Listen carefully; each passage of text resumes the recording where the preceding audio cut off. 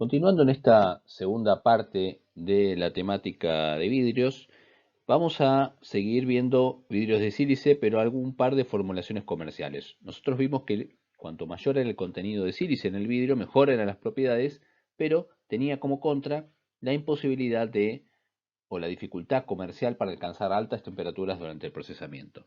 Bien, eso viene a solucionarse a partir de dos formulaciones que en su momento fueron procesos patentados y obviamente ahora tienen la marca patentada o la marca registrada. Son dos vidrios de borosilicato sódico, es decir, utilizan composiciones en los cuales tienen óxido de boro, óxido de sodio y por supuesto sílice, en una proporción que en principio parecería relativamente baja. Pero ¿cuál es el secreto aquí? Para ver cuál es la forma en la que logran obtenerse vidrios de alto sílice, hay que ver el diagrama de equilibrio entre estos componentes. Em, si vemos aquí, en la parte de abajo tenemos la composición y en este eje tenemos la temperatura. Para la formulación Vicor, que corresponde con esta composición que yo les puse ahí, a medida que yo bajo la temperatura, imagínense que tengo el líquido, tengo un fundido que tiene esa composición inicial que habíamos puesto aquí. Bajo la temperatura y en principio vamos a ver que la temperatura de líquidos baja considerablemente con respecto a lo que sería, lógicamente, la temperatura de fusión de, el cuarzo o la sílice pura cristalina. Entonces esto ya es una gran ventaja porque en principio logré la fusión y obtener un material líquido a temperaturas mucho menores. Bien, pero el secreto está en que una vez que desciendo la temperatura, recordando que esto todavía está en un estado metaestable, de líquido metaestable, eh, existe una campana de inmisibilidad que hace que exista una separación de fases a medida que bajo en una fase rica en sílice y una fase rica en todos los otros elementos que están aquí. Entonces esa separación de fases me va a permitir obtener un material que en principio va a ser una fase principal de sílice de alta pureza y una fase que en principio no tiene ninguna función dentro del vidrio, que es la que contiene el boro y el sodio. Entonces, una vez obtenido esto, lo que hay que hacer es eliminar esta segunda fase y para eso se realiza un tratamiento con un ácido. Como en principio la cantidad de la fase esa que yo no deseo. Imagínense que tengo pequeñas, digamos, zonas donde interconectadas con la fase que es rica en sodio y en boro, en el medio de una matriz de alto sílice. ¿Sí? Y acá tengo el material final. Como hay una cantidad considerable de esta segunda fase, con un tratamiento ácido, el ácido va a permitir ingresar dentro de este vidrio y va a disolver a toda la fase que no es sílice, toda esta fase de aquí. Entonces me va a quedar algo que en principio es relativamente poroso, pero no hay problema porque después elevo la temperatura recuerden que en un líquido subenfriado, para bajarle la viscosidad y de esa manera llegar a obtener un vidrio que no tiene los defectos que en principio tenía un material que en principio es todo poroso, que no puede ser utilizado comercialmente. Entonces ahí está el secreto desde el punto de vista de la composición para obtener un vidrio de alto sílice a temperaturas más bajas. Entonces, como les decía recién, mediante un tratamiento ácido, recordando que como la otra fase tiene una proporción considerable, tiene una estructura interconectada, entonces el ácido puede penetrar en el vidrio y disolver toda esa fase. Ahora, los vidrios de Pirex, que tal vez ustedes los conozcan, les suene la palabra Pirex, se utiliza mucho en elementos de cocina, justamente porque al ser un vidrio de alto contenido de sílice es muy resistente al choque térmico. Entonces uno puede poner una fuente de vidrio directamente en el horno y después abrir el horno y sacarla y colocarla, no te digo arriba de una mesada fría, pero colocarla directamente a la temperatura ambiente sin que se rompa. Si uno hiciera lo mismo con un vidrio normal sodocálcico, es probable que esa diferencia de temperatura al abrir el horno generara que se rompiera inmediatamente. Entonces, por eso se utiliza mucho en la cocina. Pero no solamente en la cocina, también se utiliza mucho a nivel laboratorio. ¿Sí? En los laboratorios todos los Erlenmeyer y los elementos que van a estar sometidos a temperatura son de vidrio tipo Pirex. La diferencia con el Vicor es que el Pirex en principio tiene una proporción inicial de sílice más alta. Entonces cuando ocurre ese mismo proceso de separación de fases, la fase que es rica en boro y sodio es menor en proporción. Por lo tanto, lo que va a pasar es que va a quedar aislada como pequeñas gotitas en el seno del material. Ahora, ¿qué hago entonces? ¿Cómo hago para sacar esa segunda fase que quedó ahí atrapada? Bueno, la respuesta es que no se hace nada. Queda ahí, dispersa dentro de la matriz de alto sílice. No tiene demasiadas consecuencias porque es una proporción menor y desde el punto de vista del índice de refracción es bastante similar, de manera tal que no pierde la transparencia el vidrio. ¿Sí? Entonces, estas gotitas de los elementos que contienen sodio y boro no tienen ninguna propiedad, están ahí simplemente porque no se pueden sacar, no puedo acceder a través de un tratamiento ácido, pero no tiene mayores consecuencias dentro de las propiedades y entonces se pueden fabricar elementos con este tipo de vidrios. Hasta ahora estuvimos viendo el efecto de los distintos agregados, pero necesitábamos alguna forma de llevarlo a números, ¿no? Porque si no parecía algo, una apreciación mucho más cualitativa desde el punto de vista de cuál es el efecto de los distintos modificadores sobre la red de el vidrio de sílice. Para eso, un investigador denominado Stevels introdujo un concepto que se denomina grado de polimerización, que obviamente hace una analogía con lo que ocurre con los polímeros, y que ese grado de polimerización da idea de qué tan entrecruzada o qué tan completo es el entrecruzamiento de la red de sílice, que como nosotros vimos se va degradando a medida que agrego los modificadores. Entonces ese parámetro denominado grado de polimerización, eso también llamado parámetro estructural I, y que en los vidrios de silicato representa el número medio de vértices compartido por cada unidad tetraédrica. Es decir, si uno tuviera un vidrio de sílice pura, ese parámetro I debería valer 4, porque los 4 vértices estarían compartidos en toda la estructura. ¿Sí? A medida que agrego modificadores, el promedio de vértices compartidos va a tener que necesariamente bajar. Bien, existe una serie de relaciones para ese I, que son estas expresiones que están acá. La primera tiene bastante lógica, que es el número de vértices compartidos más el número de vértices no compartidos para los vidrios de sílice tiene que ser 4, porque el tetraedro tiene 4 vértices.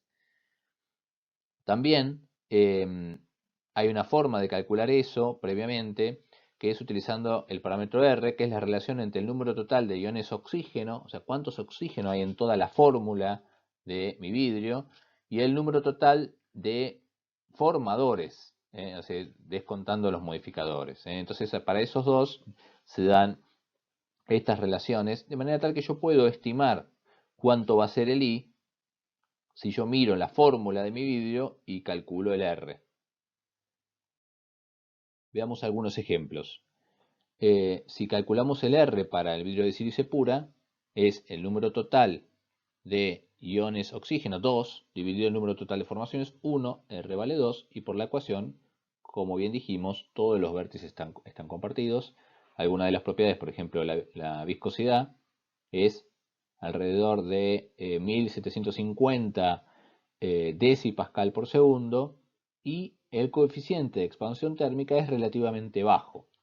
Si ahora nosotros agregamos modificador óxido de sodio en una relación 2:1 con respecto a la sílice, ahora el número total de iones oxígenos es 2 por 2, 4 más 1, 5, dividido 2 formadores, o sea que R vale 2,5, y ahora fíjense cómo bajó el parámetro de Stevels. Y eso se refleja en la viscosidad y se refleja también en un valor mayor de coeficiente de expansión térmica. Nosotros no habíamos mencionado mucho el coeficiente de expansión térmica, pero tengan en cuenta lo siguiente: cuando la red está interrumpida es mucho más abierta, tiene más movilidad y por lo tanto, a medida que sube la temperatura, se expande mucho más, ¿sí? Y eso es algo que es contraproducente en general, entre otras cosas para el denominado choque térmico, que es lo que hace que cuando yo les mencionaba que uno abre el horno y saca un elemento caliente y lo lleva al frío, se quiebra. Eso tiene que ver hay varios factores digamos que tienen influencia en el coeficiente de expansión térmica. Uno de ellos es, perdón, en la resistencia al choque térmico. Uno de ellos es el factor coeficiente de expansión térmica y otro es la difusividad, la conductividad térmica, la resistencia mecánica en sí mismo, etc. Pero lo que ustedes tienen que saber es que si algo se expande más con la temperatura, es posible que genere tensiones y se rompa mucho más fácilmente. Veamos este vidrio basado en óxido de fósforo. También tiene 5 oxígenos y solo 2 formadores. Tiene el mismo parámetro de Stevens y de hecho estos parámetros y estos también son similares. Ahora, si alteramos la relación con respecto a este caso y ahora tenemos una relación 1 a 1, que en la práctica habíamos visto que es una relación demasiado alta para agregar de este modificador porque genera devitrificación y genera un vidrio que es soluble en agua. Bien, en ese caso el parámetro de Stevens es mucho más bajo, solo la mitad de los vértices está siendo compartido y bueno, la viscosidad es más baja, el coeficiente de expansión térmica es mucho más alto y lo mismo si modifico este vidrio de fósforo. Hay un parámetro que fuimos mencionando bastante que es la viscosidad y es un parámetro que es de gran importancia para el proceso de fabricación. Cuando se funden los elementos de partida, si digamos, toda esa mezcla es muy viscosa, la disolución de los materiales cristalinos va a ser mucho más lenta. Es decir, es necesario que todo el fundido sea menos viscoso, elevando la temperatura, y eso acelera también el proceso de fusión de los cristales. Entonces siempre es preferible subir la temperatura, siempre teniendo en cuenta esas consideraciones relacionadas con el gasto energético que nosotros fuimos mencionando. Subir siempre en general, la viscosidad cae bastante con la temperatura, entonces es más fácil obtener un fundido homogéneo.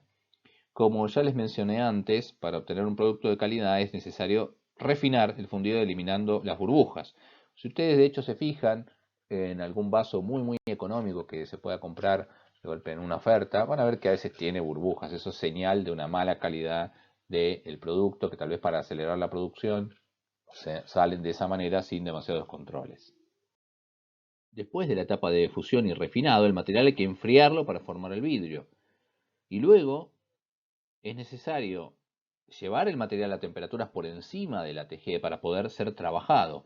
Existen muchas formas de procesarlo de manera artesanal, como los artesanos de Murano, cerca de la isla de Venecia, en la isla de Murano, que fueron famosos por la forma de trabajar el vidrio, en el que van soplando una cánula y ese material que está incandescente, pero es como algo muy viscoso, se le puede ir dar forma y de esa manera hacen las artesanías. Pueden buscar algún video que es muy interesante si lo quieren ver en YouTube.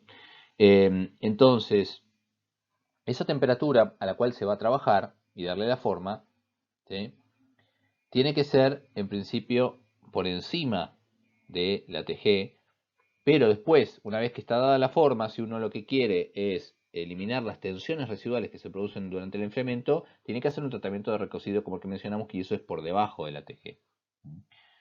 Entonces, la temperatura de trabajado es claramente por arriba de la TG y va a depender de la viscosidad en particular de mi formulación. Hay formulaciones, si fuera de vidrio de sílice pura, va a ser más viscoso, va a haber que subir un poco más la temperatura para trabajarlo. El templado es otro proceso, que lo vamos a ver ahora en un ratito, y que es un proceso para darle más resistencia al material.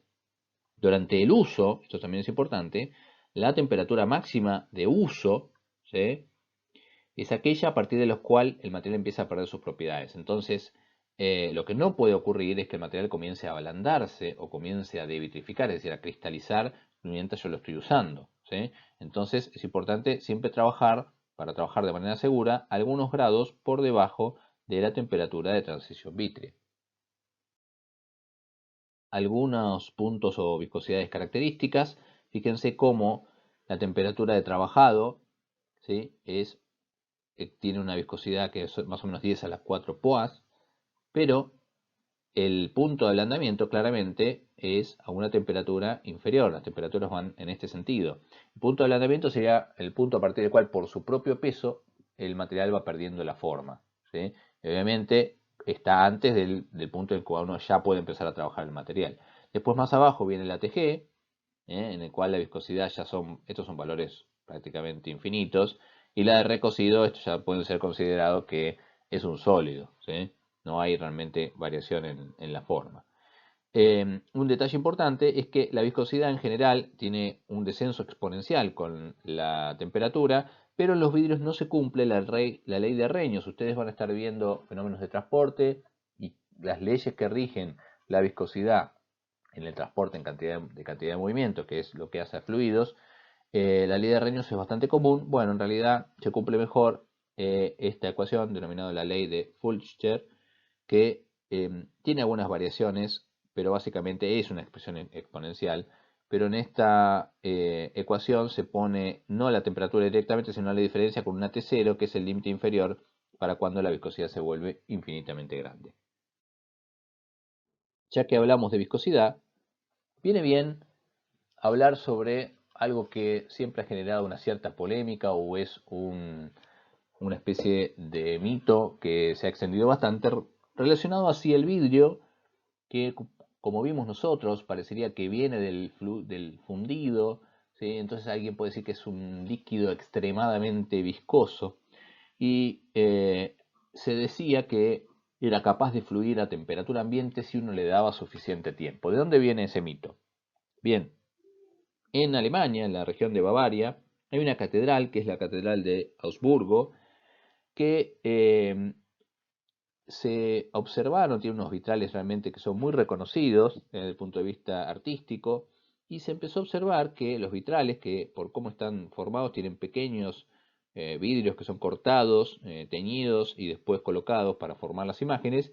Se observaba que en la parte de abajo de los cristales era más grueso que la parte de arriba, ¿sí?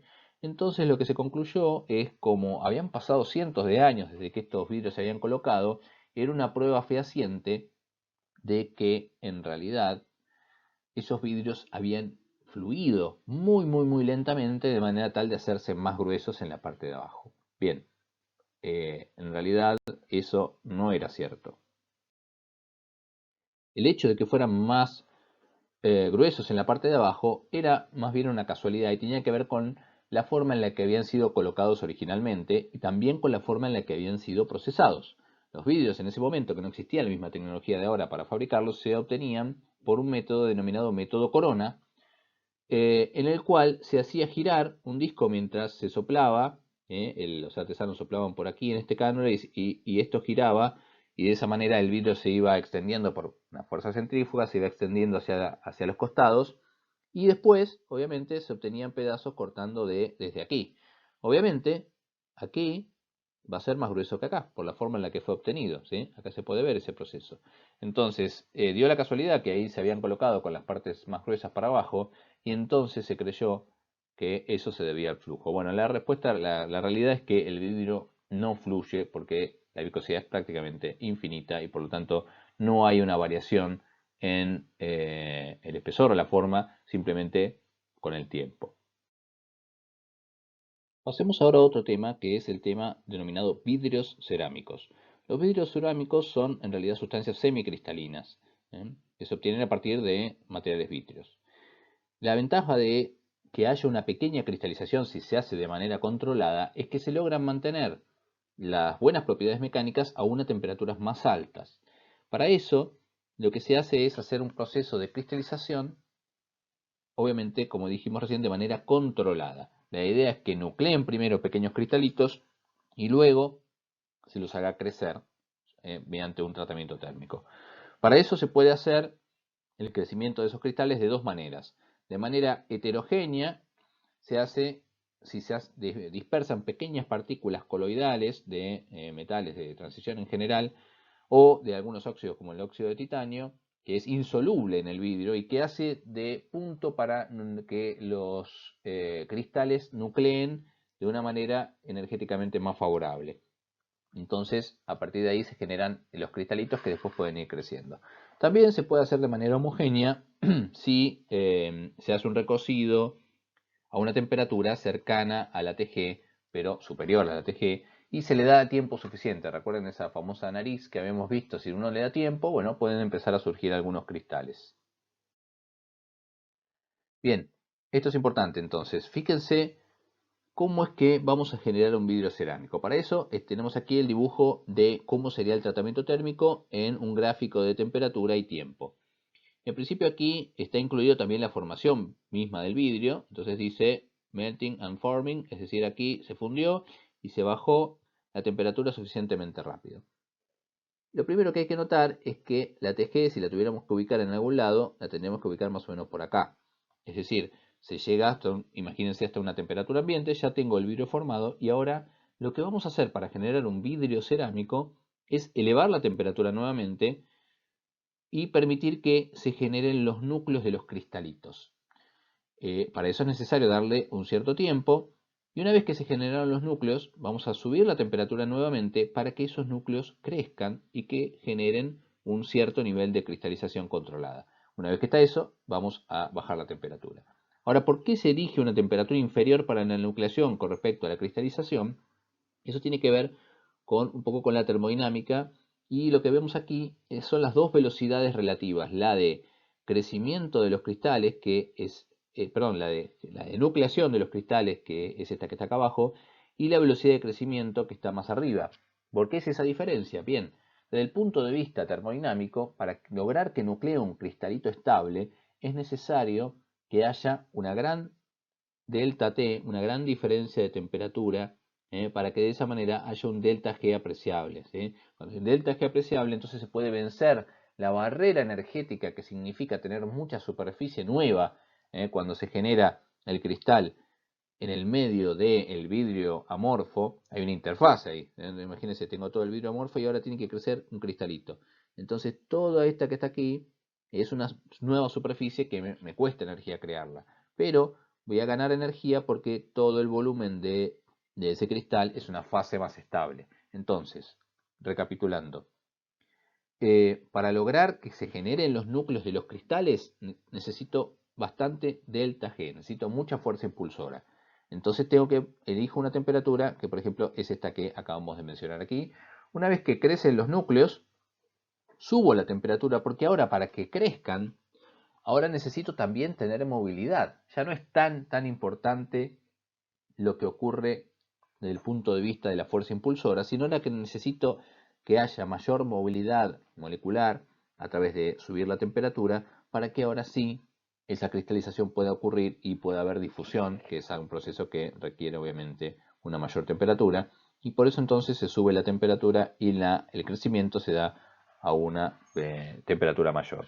Uno lo que puede hacer es, si quiere más cristales pero más pequeños, simplemente extiende esta zona en el tiempo, pero si quisiera en realidad que pocos cristales crecieran mucho, lo que puede hacer en realidad es extender esta parte del tratamiento térmico en el tiempo. Obviamente el cristal o el vidrio que salga de aquí no va a ser totalmente transparente, va a ser algo translúcido, generalmente de color blanquecino. Ya que estábamos con los ejemplos de lo que ocurre en la cocina, existen fuentes de vidrio que son de ese color blanco, que son de vidrios cerámicos y que entonces resiste la temperatura y a veces se la puede colocar al fuego o exponerla a las altas temperaturas. Otro tratamiento térmico que se le hace al vidrio para que gane resistencia es el denominado templado. El templado es un tratamiento que consiste en elevar la temperatura por encima de la TG, del material, y después hacer descender la temperatura rápidamente. De esa manera, lo que se logra es que el exterior del material quede en compresión, mientras que el interior del material queda en tracción. ¿Por qué ocurre esto? A medida que empiezo a descender la temperatura, lógicamente la parte exterior del material va a ser la que primero se enfríe y que por lo tanto baje por debajo de la TG antes de que el interior lo logre. Cuando se va enfriando, se va contrayendo y en principio el interior todavía está, entre comillas, blando y admite esa compresión, esa contracción sin que se desarrolle ningún tipo de tensión.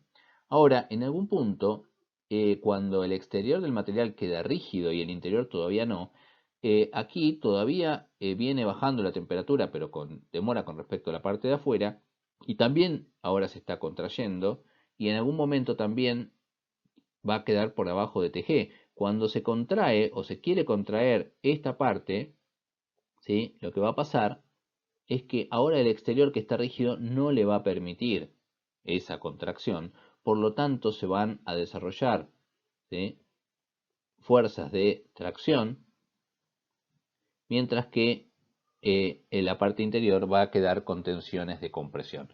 ¿Y por qué es importante eso para la resistencia del material? Resulta que imagínense que se nos cae algún componente hecho con vidrio, lo que va a ocurrir primero es que va a haber fisuras que van a arrancar en la superficie, ¿sí? Los vidrios son muy sensibles a las fisuras superficiales. Si esto está en compresión, significa que hay una fuerza que en realidad yo tengo que vencer para poder abrir esa fisura. Y una vez vencida esa fuerza de compresión, recién ahí la fisura va a poder abrirse, va a propagarse y por lo tanto va a generar la rotura del elemento. Por eso es muy interesante esta estrategia para ganar resistencia dentro de los vidrios. Ustedes tal vez hayan visto, tal vez en la casa de alguna abuela, un material o algún vaso o taza, como en este caso, de este color.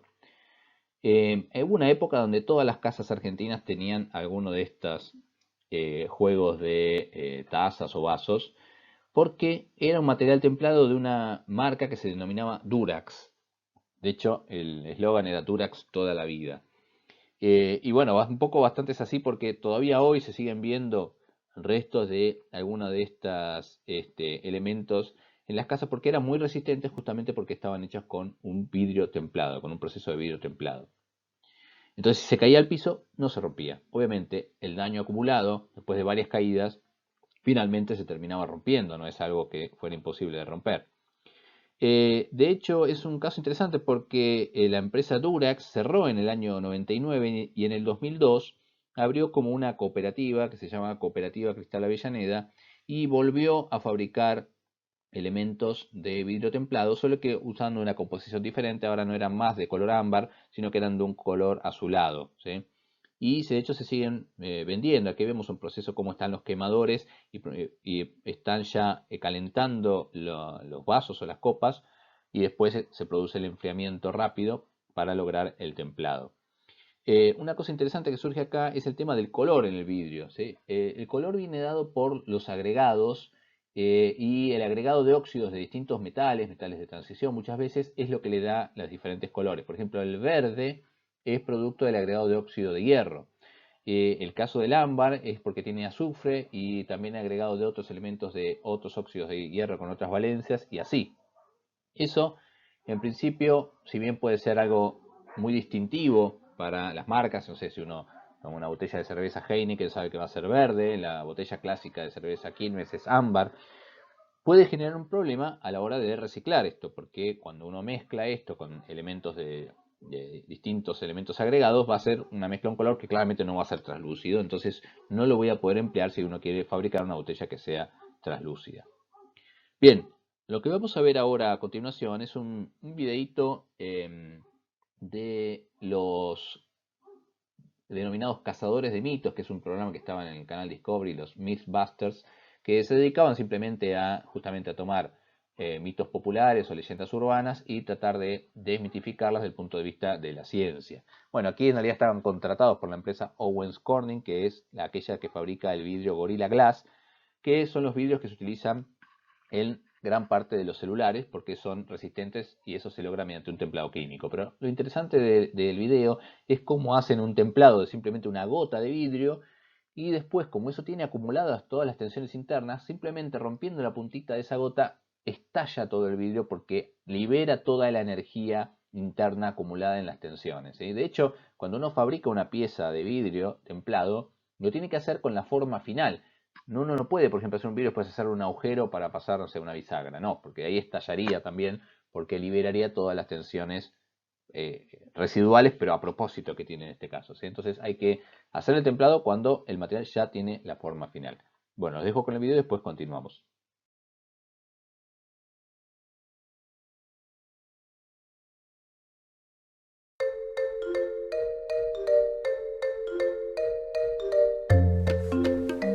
Let's switch gears. Your smartphone.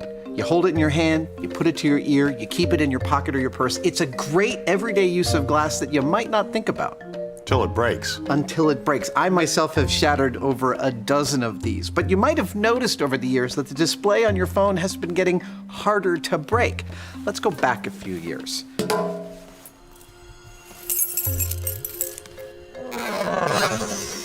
If you'd done that to your standard 2008 phone, that's what would have happened. Not pretty. No, and that could easily happen just by keeping your keys and your phone in the same pocket. And if you then dropped that phone, well, the probability of the phone breaking was high. How high? Very high. Let me show you. Aren't you going to drop the phone? Well, sort of. Instead of dropping the phone, I'm going to drop something on the phone, this steel ball. For consistency's sake. Exactly. In this way, my phone drops exactly the same way every single time. Here we go. 3, 2, 1. Oh. I've seen you do that so many times in real life. Me too. But that was then. This is now, thanks to Corning, we have Gorilla Glass. I'm pretty sure that's what I've got on my phone. And it's on this phone as well. I'm about to do the same test a second time. Check this out. No scratch. Not at all. Now, same drop test. Ready? Yeah? 3, 2, 1.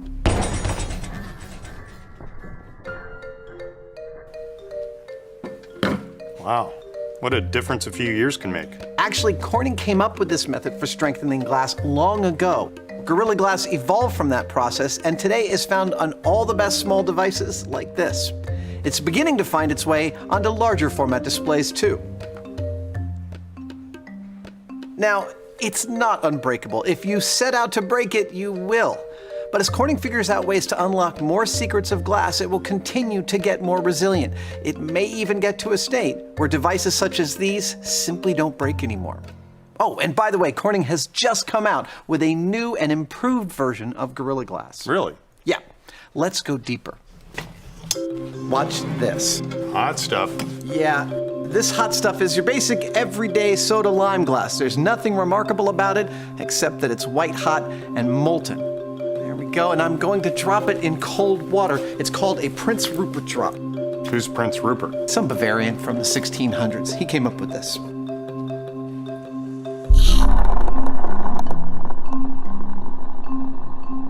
Okay, so there's a few things going on here. The cold water rapidly cools the exterior surface of the glass, hardening it almost immediately.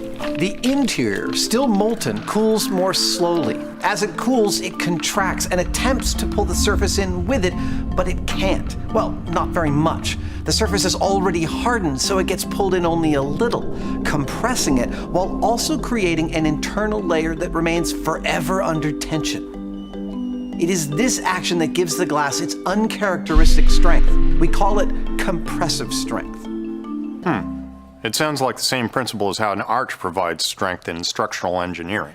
Yes, kind of. Now, Jamie, I'm going to ask for your help. We're going to attempt to destroy this Prince Rupert drop.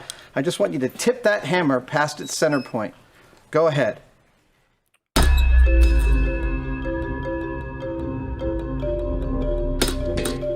I feel like we've been swindled. Swindled not. We have just experienced the power of compressive strength. It does, however, have an Achilles heel. Take those nippers right there and nip the backside of the tail of this Prince Rupert drop and watch what happens. Wait. Cue the high-speed camera.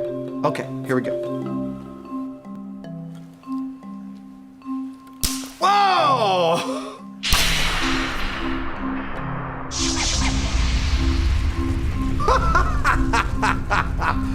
That was even cooler than I thought it would be.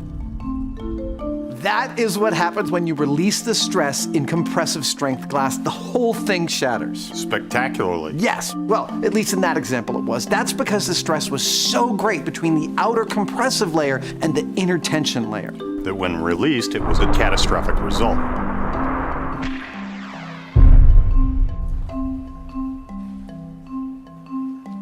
This is Gorilla Glass. It has been refined over time, but like all Gorilla Glass variants that came before it, it is compressive strength glass.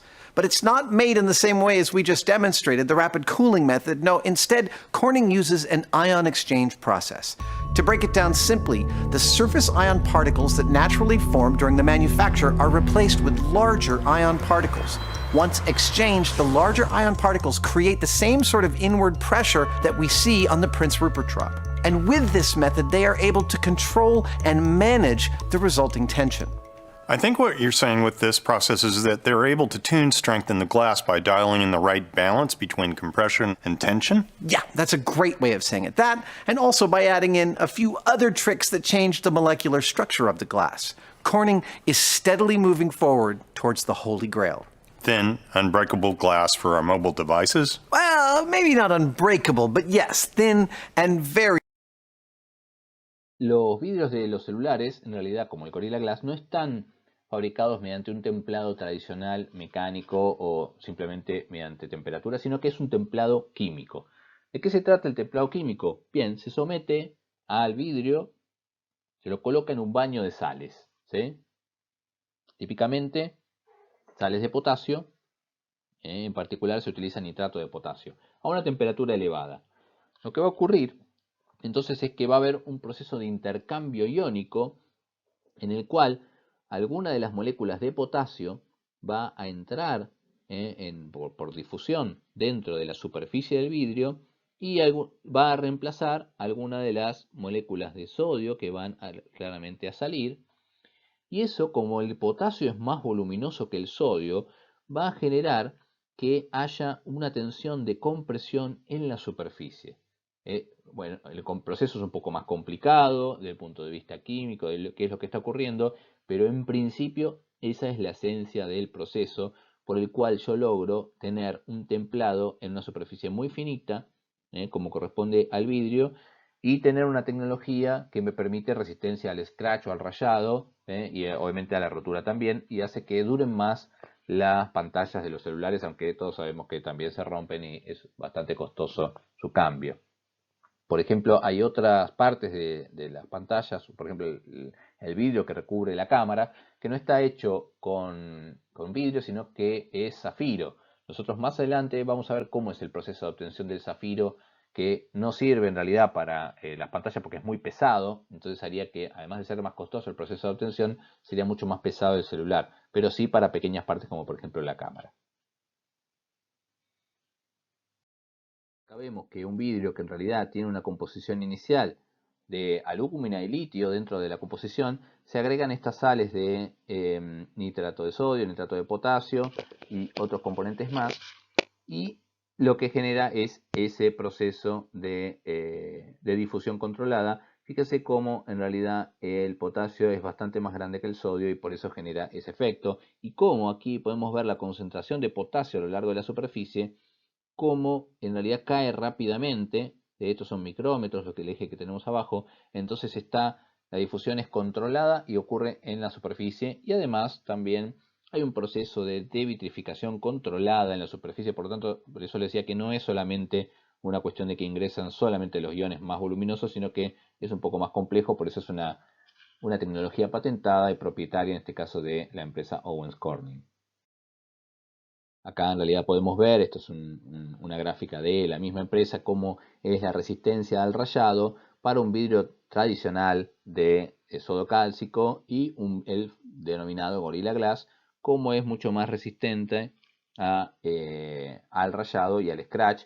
Y acá podemos ver una típica publicidad del Gorilla Glass. En realidad, fíjese cómo los teléfonos van quedando viejos y en 2 años nada más ya cambia la tecnología, pero el Gorilla Glass va sacando de diferentes versiones y van actualizando la tecnología para ser en principio cada vez más resistente. Y después ahora apareció también la tecnología de los vidrios flexibles, que es todo otro tema en el cual no nos vamos a meter ahora. Bien, con esto terminamos las teorías de vidrios. Fíjense, avancen todo lo que puedan en los seminarios correspondientes.